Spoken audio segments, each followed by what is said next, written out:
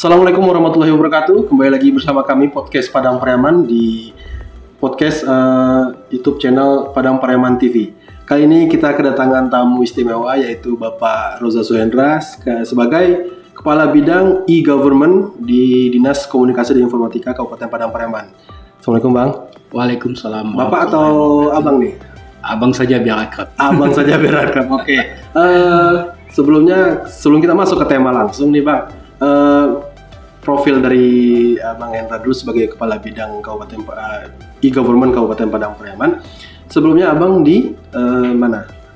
Sebelumnya kita tetap di Dinas Komunikasi dan Informatika sejak Dinas Komunikasi dan Informatika dibentuk di tahun 2016, di mana Dinas Komunikasi dan Informatika dibentuk berdasarkan Peraturan Daerah Nomor 10 tahun 2016. Jadi pas di akhir tahun Desember kita ingat kita dilantik. Yang sebelumnya ini adalah di bidang bagian dari sekretariat daerah, yaitu bagian pengolahan data elektronik. PDE. Nah, sekarang udah nggak ada PDE Bang ya? Sudah nggak ada. Jadi PDE, di mana PDE ini urusan dan tugas pokok dan fungsinya adalah seputar informatika itu. Jadi sebentar tidak jauh beda dengan peran dan fungsi yang diamanatkan kepada Dinas Komunikasi dan Informatika. Jadi mengingat pertimbangan itu dileburlah disatukan ke dalam dinas itu, Dinas Kominfo. Oke. Sebelumnya juga saya tahu Kominfo masuknya juga ada di Dinas Perhubungan sebelumnya. Ya betul. Jadi sebelumnya menjadi bidang di Dinas Perhubungan, namun karena regulasi dan petunjuk dari pemerintah pusat, di mana setiap daerah harus mempunyai Dinas Komunikasi dan Informatika, maka dibentuklah peraturan daerah tentang pembentukan SOTK, dibentuk Dinas Komunikasi dan Informatika pada tahun 2016. Nah, untuk mengatur tugas pokok dan fungsinya dari Dinas Komunikasi dan Informatika itu sendiri, itu diatur oleh Peraturan Bupati nomor 59 tahun 2016, di mana dari Perbup tersebut mengamanatkan Dinas Kominfo melaksanakan urusan komunikasi, urusan informatika, persandian dan statistik. Nah, dari penjabaran itu mungkin dibentuklah 4 bidang ya di Dinas Komunikasi dan Informatika. Salah satunya bidang layanan e-government. Tadi Arif menyampaikan bidang e-government, tapi lebih tepatnya bidang layanan e-government. Layanan e-government. Nah, berarti pelayanan dong? Iya, betul. Masuk pelayanan e-government. Oke, sebelum jauh tentang pelayanan e-government, Bang Roza Suhendra itu ada gelar di belakangnya MCO, Bang ya? Iya. Apa tuh MCO, Bang? MCO kepanjangannya Magister Chief Information Officer. Jadi lebih ke arah mana ilmunya nih? Lebih kepada tata kelola manajemen informatika. Gitu. Memang itu berarti. Iya, betul. Jadi sejarahnya itu kita mengikuti pendidikan kerjasama dari Kementerian Komunikasi dan Informatika dengan Universitas Negeri Padang. Kita mengikuti itu di angkatan pertama dan dikasih gelar MCIO gitu. Gitu. Soalnya saya lihat kan jarang nih MCO ini jarang gitu. Berarti beasiswa dari Kementerian Kominfo langsung. Betul. Wah, luar biasa, mantap sekali. Bang Hendra sebelum jadi kabid itu kasih ya di Kominfo juga, dan memang literatur ilmunya memang digunakan untuk di Kominfo. Memang orang yang benar-benar tepat sebenarnya letaknya gitu. Luar biasa. Sudah berkeluarga Bang ya? Anak berapa Bang? Sudah, anak alhamdulillah baru 1. Alhamdulillah 1. Ada rencana nambah dong pasti? Pasti. Pasti ya Bang. Oke. Terus S1-nya di S1 di STY Sumatera Barat. Jadi SE. Ya, SE Sarjana Ekonomi. Dapat beasiswanya MCO ya? Ya, jadi dapat luar biasa. Jadi sejarahnya sebelum kita diangkat PNS, kita sempat kuliah dulu itu. Ya di bidang-bidang informatika dan komputer. Namun nasib berkata lain, kita terangkat menjadi pegawai negeri sipil yang ditempatkan di Padang Pariaman dengan golongan 2A gitu. Jadi untuk pertimbangan pengembangan karir dan pengetahuan tentunya kita kembali sekolah lagi. Iya. Tentunya kita memilih yang universitas yang dekat di sini saja. Oke. Kan tadi Abang bilang kan pertimbangan karir gitu nih Bang. Sebenarnya menurut Bang Hendra sendiri MCO ini atau tentang teknik informatika ini Abang hobi nggak sih sebenarnya gitu? Iya pasti. Minat. Memang latar belakang dari hobi ya. Dari hobi ngoprek semenjak tamat sekolah ya, dari tamat SMA kita sering ngoprek dulu zamannya. Mungkin Arif tahu MRC ya. Iya, oke. Chattingan ya MRC. Kita eksis di sana. Iya. Kebetulan rumah itu dekat kampus UPI, jadi ada fasilitas-fasilitas seperti itu. Gitu. Berarti mainnya ke UPI. Salah satunya. Internet gratisan. Iya, internet gratisan. Internetnya juga. Iya. Jadi kita memanfaatkan itu. Nah, mulai kenal dengan dunia ini ya semenjak itu gitu. Oke, hampir sama saya sebenarnya. Otodidak aja sebenarnya. Otodidak. Oke, kita lanjut langsung ke pendalaman tentang layanan e-government. Sebut tadi adalah layanan e-government yang intinya layanan ini khususnya untuk pemerintah kah atau masyarakat kah? Jadi gini, kalau sesuai dari, jadi begini ya, sebelumnya gini, pemerintah begitu sangat konsen sekali ya dalam hal pengembangan government dan penerapan sistem teknologi informasi dan komunikasi ya. Nah ini diamanatkan melalui Perpres 95 tahun 2018 tentang penerapan implementasi sistem pemerintahan berbasis elektronik SPBE ya. Nah di sana sebenarnya tidak hanya penerapan SPBE ini di lingkup pemerintah daerah saja, namun bagaimana implikasi dari penerapan SPBE ini berdampak luas kepada masyarakat. Gitu. Jadi dulu kita kenal ada G2G, government to government, ada government to business, ada government to citizen, dan government to employee. Nah, kita berharap seluruh aspek ini kena menjangkau luas dari implementasi sistem pemerintahan berbasis elektronik ini. Dari 2017 hingga sekarang, 2016 hingga sekarang adanya bidang e-government, capaiannya sudah sejauh mana nih e-government itu? Apakah sudah sampai ke bisnis atau sampai bahkan ke citizennya? Jadi begini, sebenarnya implementasi e-government sudah kita mulai juga semenjak berdirinya Kominfo. Bagian PDE. Kita udah mulai merancang website PD, kita mulai membangun beberapa sistem informasi walaupun itu masih di tataran layer 1 ya dalam implementasi e-government itu sendiri. Nah, dengan berdirinya Dinas Kominfo ini tentunya kita lebih bisa melangkah lebih cepat lagi dalam memacu terhadap implementasi e-government ini.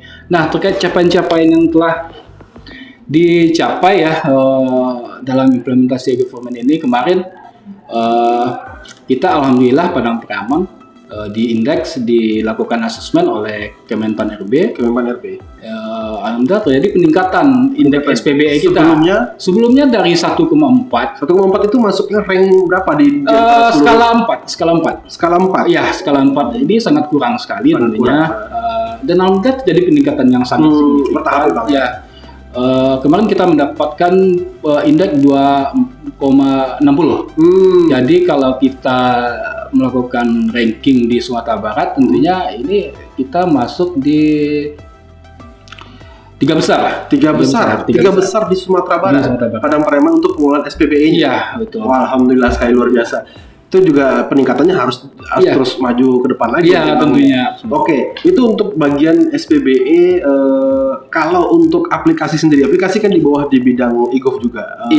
Aplikasi yang sebenarnya abang ciptakan, abang kelola, development di development sama Kominfo, itu sebenarnya yang menurut abang sendiri sangat berguna buat pegawai yang mana, Bang? Jadi begini ya, Rika, di SPBE itu sendiri kita dipandu ya, ada frameworknya juga yang diatur oleh Kemenpan RB. Nah, kenapa Kemenpan RB? Karena implementasi SPBE ini adalah bagian dari 9 percepatan reformasi birokrasi. Di poin kelimanya itu adalah implementasi sistem pemerintahan berbasis elektronik. Oke, itu Makanya, dari pemerintah pusat ya? Iya, dari pemerintah pusat. Makanya pemerintah daerah konsen gitu. Konsen untuk pengembangan SPBE itu, dan kita lahirkanlah regulasi juga. Oke. Peraturan Bupati nomor 25 tahun 2021 tentang implementasi sistem pemerintahan berbasis elektronik di Kabupaten Padang Pariaman. Nah, di dalam regulasi itu, begitupun di pusat, sebenarnya kalau kita ambil garis besarnya terhadap SPBE itu, ada 14 poin penting sebenarnya, mulai dari tata kelola, manajemen, audit, infrastruktur, aplikasi SPBE tersebut.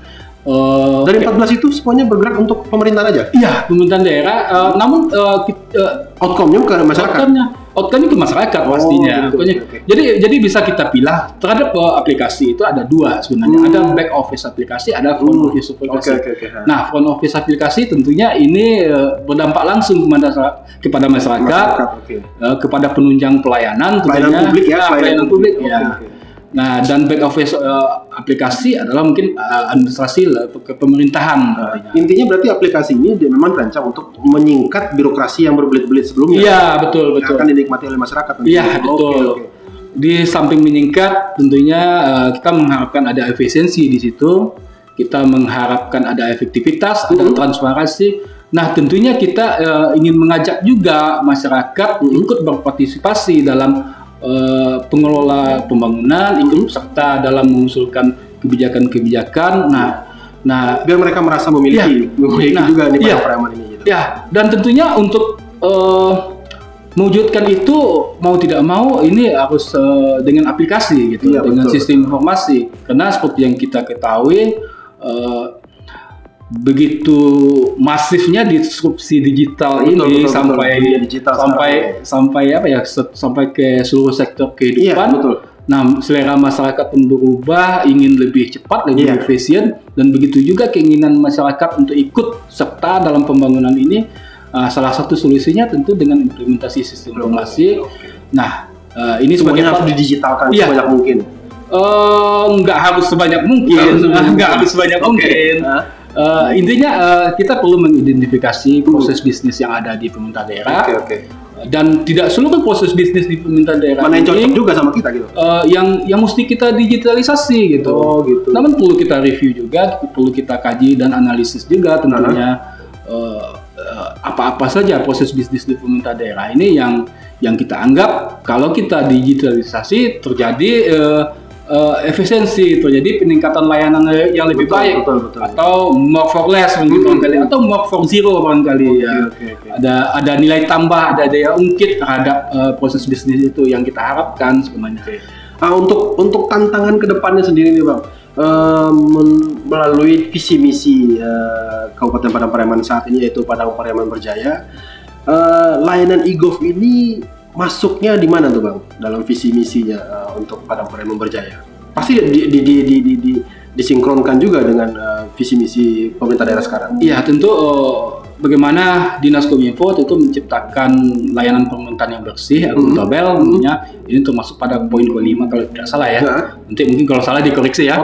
Poin ke-5 pemerintahan yang bersih dan akuntabel kalau tidak salah. Nah, salah satu solusi diciptakan pemerintahan yang efektif, bersih, transparan, akuntabel, yaitu dengan penerapan sistem informasi dong. Betul sekali. Nah, mungkin kita bisa melihat ya di sektor privat barangkali di mana seandainya sebuah organisasi ataupun sektor privat itu tidak mengadopsi, tidak mau melakukan penetrasi dalam implementasi teknologi informasi, tentunya mereka akan ditinggalkan. Betul. Jadi sedetailnya sebenarnya gini, kalau misalnya sistem informasi dalam pemerintahan tidak dibuat, sebenarnya tidak bisa kurang transparansinya gitu.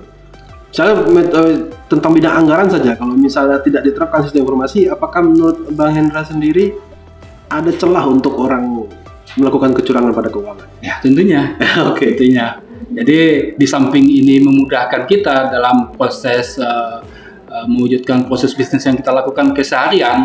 Nah, tentunya dengan penunjangan sistem informasi ini akan lebih transparan karena publik bisa mengawasi itu, publik bisa melihat gitu sejauh mana progres capaian-capaian yang dilakukan oleh pemerintah daerah terhadap kinerja yang telah ditetapkan. Tentunya Nah, dengan sistem informasi, dengan platform berbasis web tentunya masyarakat bisa mengakses kapanpun dan dimanapun tentunya. Nah, itu disitulah transparansi muncul. Nah, di situ transparansi. Dan masyarakat jadi ikut serta dalam pengawasannya. Iya, betul.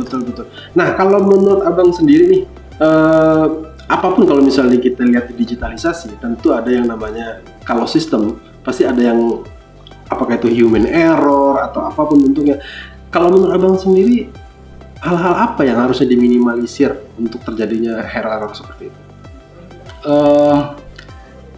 Kalau di sisi teknis barangkali itu adalah di tahap analisis barangkali. Analisa dulu. Iya, analisis dari pengembangan sistem itu sendiri tentunya di samping kebanyakan sih penguasaan literasi dari pengguna itu sendiri sebenarnya. Jadi jujur kita akui digital divide di kalangan ASN kita masih cukup lebar gapnya gitu. Namun ini tantangan bagi kita semua tentunya. Nah ya tantangan kedepannya tantangan bagi kita semua bagaimana kita melakukan pengayaan secara kontinu, secara berkelanjutan dan sustainable terhadap memberikan literasi digital terhadap seluruh ASN ini. Mungkin Arif kemarin kita lagi hype-nya juga ya mengimplementasikan siapkan. Nah, siapkan itu yang surat menyurat. Siap menyurat dan dengan diintegrasikan dengan tanda tangan elektronik. Ini tantangannya sebenarnya bukan di sisi teknis aplikasi, namun bagaimana kita menggeser habit yang selama ini. SDM-nya sebenarnya. Sebenarnya gini. Kalau SDM kemauan SDM. Iya, nah mungkin. Jadi gini. Habit ya sebenarnya kebiasaan yang selama ini dilakukan dengan manual barangkali dan ini kita dorong untuk melakukan proses digitalisasi. Ya kalau mereka tidak mau kan mereka tertinggal. Ya itu. Jadi alhamdulillah pimpinan ini sangat merespon sekali. Pak Sekda, Pak Bupati untuk mengimplementasikan ini. Jadi mau tidak mau teman-teman NSN membiasakan diri untuk memanfaatkan platform ini. Kalau mereka nggak tahu gitu apa artinya. Nah, kenapa ini kita kembangkan? Balik lagi, kita ingin menciptakan pemerintahan yang lebih efisien tentunya. Betul. Seperti kita ketahui ya, Arif ya, ASN ini seluruh pejabat ini mobilitasnya cukup tinggi, sangat tinggi sekali. Nah, tentunya dengan proses tata naskah dinas yang seperti biasanya kita lakukan, ini akan menjadi kendala. Ketika pimpinan lagi di luar daerah untuk melakukan proses tanda tangan ini akan terhambat. Nah, dengan aplikasi siapkan, ini proses ini bisa dipangkas. Pimpinan kapanpun, dimanapun bisa melakukan tanda tangan surat, bisa melakukan disposisi surat. Begitu juga kita di bawah. Kalau kayak gitu diperlukan lagi nggak Sespri sebenarnya? Karena surat masuk dari masyarakat ataupun dari beberapa OPD ke Sekda tentu akan langsung masuk ke dalam handphonenya Pak Sekda atau ke aplikasinya Pak Sekda. Ya Sespri mungkin kalau berbicara Sespri ya kan sangat luas juga kan tugas pokok dan fungsi Sespri. Bagaimana Sespri ini mengatur agenda pimpinan di sana, mengatur protokoleran pimpinan, tidak terbatas surat menyurat saja. Nah, terkait peran Sespri yang Arif tanyakan tadi, sebenarnya di aplikasi siapkan itu ada menu TU juga, level tata usaha. Nah, berarti Sespri juga bisa. Sespri ada peran di sana sebenarnya. Untuk disposisi. Sespri mengagendakan surat masuk, surat keluar dan disposisi masuk dan keluar. Karena biasanya surat itu kan memang Sespri ini tahu gitu apa isinya, apa segala macam itu juga. Sespri bisa mengetahui. Bedanya aja ruang penyimpanan aja yang selama ini mungkin Sespri melakukan bundel ke ruang penyimpanan. Nah, sekarang langsung terarsip secara otomatis, secara digital. Nah, itu akan memudahkan Sespri jika suatu saat nanti pimpinan menanyakan surat yang lama gitu. Sespri dengan hitungan detik bisa melakukan tracking di aplikasi. Mantap sekali. Itu baru satu aplikasi yang kita bicarakan, itu siapkan. Siapkan itu sistem informasi surat menyurat untuk para ASN. Jadi mempermudah pekerjaan dan kegiatan dari kepala daerah dan ke bawahnya. Masih banyak nih aplikasi-aplikasi yang harusnya kita bahas. Cuman saya ingin bertanya tentang ini, Bang. Ada beberapa kritik dan saran dari masyarakat bahwasanya sepertinya begitu banyak aplikasi yang diciptakan, di launching oleh pemerintah daerah. Kayaknya mereka belum merasakan dampaknya gitu. Belum apa sih yang kurang dari sebenarnya dari pengelolaan aplikasi ini, Bang? Oke. Jadi saat ini aplikasi yang existing ada sekitar 74 aplikasi. 74 aplikasi, di mana separuhnya itu aplikasi yang dikembangkan oleh pusat gitu. Jadi OPD perangkat daerah memanfaatkan digitalisasi layanannya atau proses bisnisnya dengan memanfaatkan aplikasi-aplikasi yang ada di pusat, ya plot ke pusat. Nah, sebanyak 34, kalau kita tidak salah ini kita kembangkan internal, baik itu di seluruh OPD, di Dukcapil yang paling banyak pengembangan internal itu sebanyak 13 kalau tidak salah. Dukcapil sendiri itu 13 aplikasi? Iya, pengembangan internal. Wow. 13 aplikasi. Berarti 34, 13 Dukcapil? Dukcapil. Oke. Nah, kemarin pada tahun 2021 kita waktu launching kemarin, mengetahui sekali, kita meluncing sebanyak 10 aplikasi dan 100 website gitu. Sebenarnya kalau untuk aplikasi sendiri ada 13 yang kita develop pada tahun 2022. Nah, terkait efektivitasnya barangkali memang jujur kita akui dan kita lakukan evaluasi juga terhadap OPD-OPD yang mengusulkan untuk pengembangan aplikasi. Sejauh ini emang ada beberapa OPD yang mungkin ketersediaan SDM barangkali ataupun kendala-kendala teknis yang lain barangkali kemauan ya. OPD itu sendiri yang kemauan.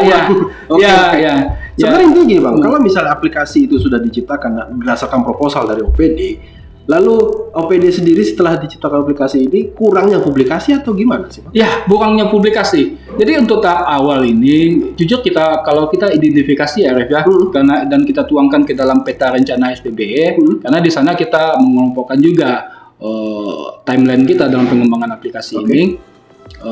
Jadi tidak seluruh usulan dari OPD yang masuk, proposal OPD yang masuk langsung itu kita approve gitu. Jadi kita sesuaikan juga dengan peta rencana SPBE kita. Apakah ini ada kesesuaian atau tidak gitu. Jadi terkait publikasi ya, makanya kita berharap kepada OPD kepada OPD, dan itu juga peran kita di Dinas Kominfo untuk mendorong OPD bagaimanapun sebuah platform, terutama platform layanan ke masyarakat, tentunya masyarakat harus tahu dong. Harus tahu. Kita percuma dibuat tapi yang nggak tahu apa. Kita ada ini loh. Dan memanfaatkan ini gitu. Nah, seperti itu. Oke. Berarti masyarakat harusnya juga diberitahu gitu kan. Download dari sini gratis, cara pemakainya, dan edukasi masyarakat untuk bisa menggunakan aplikasi tersebut. Itu sebenarnya agak kurang kalau menurut saya lihat gitu, Bang. Iya, betul. Jadi ide. Itu kan berarti tugasnya dari OPD atau di bidang e-gov-nya? Di OPD bisa, dari mungkin di Dinas Kominfo di bidang IKP bisa, karena gini, kalau kita di e-gov konsen dalam hal promosi, maksudnya dalam penggunaan aplikasinya masyarakat gitu. Kalau penggunaan barangkali kita lakukan kepada OPD pengampu dari sistem informasi atau aplikasi-aplikasi ini kita lakukan, baik pelatihan langsung onsite maupun layanan after gitu. Dan begitu juga tutorial manual book dari aplikasi ini pasti kita layanan after berarti maintenance ataupun ada keraguan atau lain sebagainya, ini kita tetap melakukan asesmen pendampingan kepada OPD. Nah, terkait masyarakat tentunya dalam analisis pengembangan aplikasi kita menyiapkan aplikasi yang benar-benar user friendly ya. Jadi artinya tanpa kita melakukan pendampingan, tapi kan nggak mungkin juga kita melakukan pelatihan ke seluruh masyarakat. Betul. Nah, tentunya kita mensiasati ini dengan membangun aplikasi yang user friendly, mudah digunakan. Tentunya. Jadi ya seperti Facebook lah, gitu. Orang bisa pakai gitu semua. Iya, siapapun bisa pakai. Bikin email siapapun bisa pakai. Jadi kita membangun itu yang aplikasi yang inklusif ya. Siapapun bisa memanfaatkan itu dimanapun. Tanpa ada yang membatasi dalam pemanfaatan aplikasi kemasyarakatan yang kita coba. Namun kekurangannya kita akui memang publikasi kita mungkin harus mengetahui ya, aplikasi platform nasional seperti e-commerce gitu, mereka tantangannya itu membangun ekosistem. Membangun ekosistemnya, biaya campaign terhadap uang dulu. Ya, bakar duit dulu gitu. Sehingga aplikasinya itu dikenal masyarakat dan masyarakat senang dalam pemanfaatan aplikasi tersebut gitu. Oke. Berarti sebenarnya jalannya sebenarnya udah diarahkan ke sini, dan buat masyarakat juga harusnya kayak gini. Pelatihan-pelatihan yang akan diadakan juga harus udah terencana sebenarnya, planning sebenarnya. Oke, untuk Bang Hendra sendiri, kira-kira punya quote nggak untuk para Dusana Padang Preman atau pantun? Saya nggak bisa bikin pantun. Oke, quote membangun aja nih Bang, atau sarannya untuk para masyarakat Padang Pariaman, untuk para pengguna aplikasi sebenarnya. Oke, kita tidak bisa lepas suka tidak suka, mau tidak mau, disrupsi transformasi digital ini sudah masuk ke seluruh sendi-sendi kehidupan kita tentunya.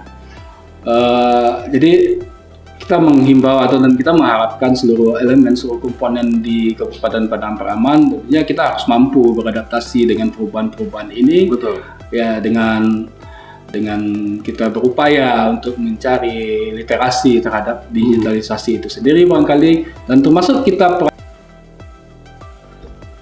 blockchain. Blockchain Blockchain gimana sih penggunaan blockchain nanti di pemerintahan segala macam. Cuman saya tunda dulu pembicaraan tentang itu karena pembahasan itu sangat perlu waktu yang cukup gitu untuk pembahasan, apalagi tentang blockchain ya, Bang. Jadi mungkin barangkali bisa kita informasikan juga kepada pemirsa ya, Ruh. Saat ini kita mengembangkan juga tentunya pengembangan aplikasi Siapkan versi yang terbaru ya. Kita ada pengembangan aplikasi Dupa, di mana kita ketahui bersama kemarin ada peralihan ke jabatan fungsional. Oke. Nah, tentunya ini perlu kita mencarikan solusi juga. Iya. Bagi sebenarnya sudah ada aplikasi sebelumnya dibuatkan, tapi ternyata karena perubahan tersebut jadi ada lagi perubahan juga pada aplikasinya. Jadi dulu kalau untuk aplikasi yang dulu itu e-kinerja, kinerja ini sebenarnya lebih konsen dalam hal untuk pejabat struktural. Nah, sekarang ini kan lebih banyak ke fungsional. Nah, di mana angka kreditnya sudah diatur oleh pemerintah, kementerian ya, pemerintah. Nah, ini kita coba lakukan kustomisasi juga dalam aplikasi Dupa ini. Dan juga kita juga mengembangkan aplikasi ada WA Blast. Iya, WhatsApp. Di mana kita mengharapkan WA Gateway ini sebagai media notifikasi gitu, termasuk ke dalam internal gitu, internal pemerintahan. Iya, internal pemerintahan. Nanti Arif naik pangkat, ada notifikasi langsung ke WhatsApp. Nanti bidang IKP mau campaign ke masyarakat, mempromosikan atau menginformasikan segala sesuatu, langsung ke WhatsApp-nya masyarakat saja gitu. Artinya lebih mudah dan lebih murah. Kalau misalnya kayak pelantikan naik jabatan segala macam itu nanti di situ juga bisa. Ya, di situ juga bisa. Oke. Luar biasa. Di situ juga bisa. Nah, kita juga lagi mengembangkan aplikasi 9 pajak daerah. Jadi karena Bupati sangat concern sekali dalam peningkatan PAD. Nah, tentunya perlu sebuah tools untuk menunjang itu. Betul.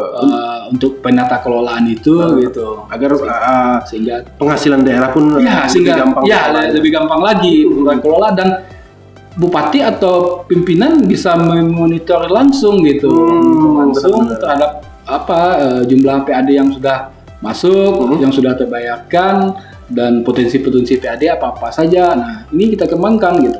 Oke, sip. Tahan dulu Bang, jangan dikeluarkan semuanya, nanti pembahasan di bahan berikutnya. Oke, Dusana Padang Pariaman lebih mengikuti dan lebih tertarik dengan permasalahan-permasalahan ataupun planning-planning ke depannya dari e-government dari Bang Roza Suhendra, pembahasan tentang blockchain dan segala macam, bahkan kripto. Kita akan undang pada sesi berikutnya. Terima kasih kepada Dusana Padang Pariaman. Wabillahi taufiq wal hidayah. Assalamualaikum warahmatullahi wabarakatuh.